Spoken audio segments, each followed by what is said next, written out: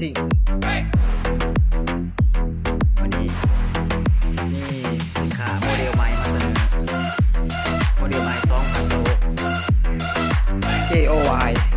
สร้างจอย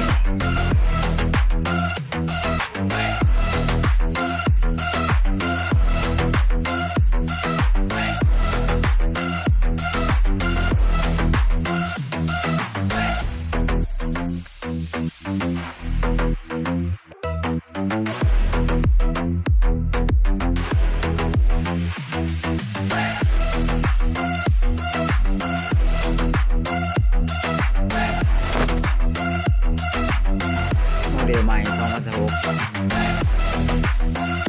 เอิกใหญ่ถ่ายยุกเอิกใหญ่ถ่ายสูง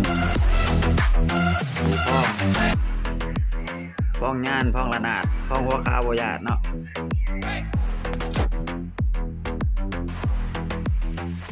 เพื่อความปลอดภัยของชีวิต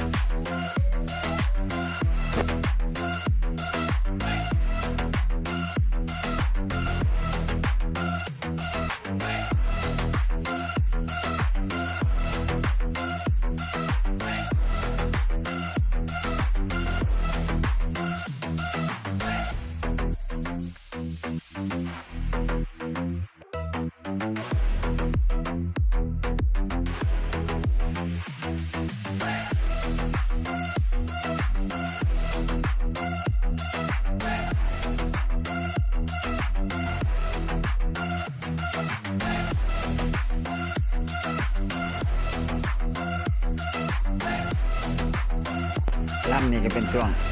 จัดโปรปีใหม่เนาะ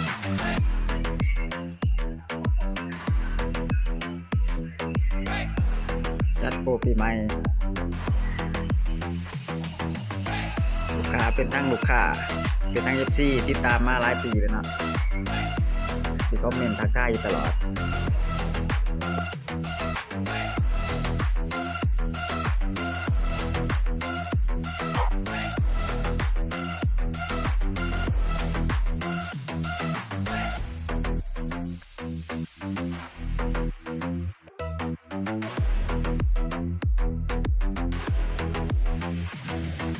ลูกค้า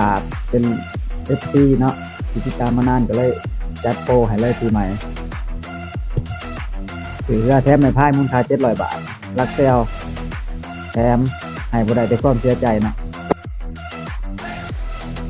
ไปกำลังสอบหาหรือว่าการเรือหาปลาเนาะย่างปลาขึ้นแล้วติดต่อมาได้ราคาตามคุณภาพใหม่เนาะ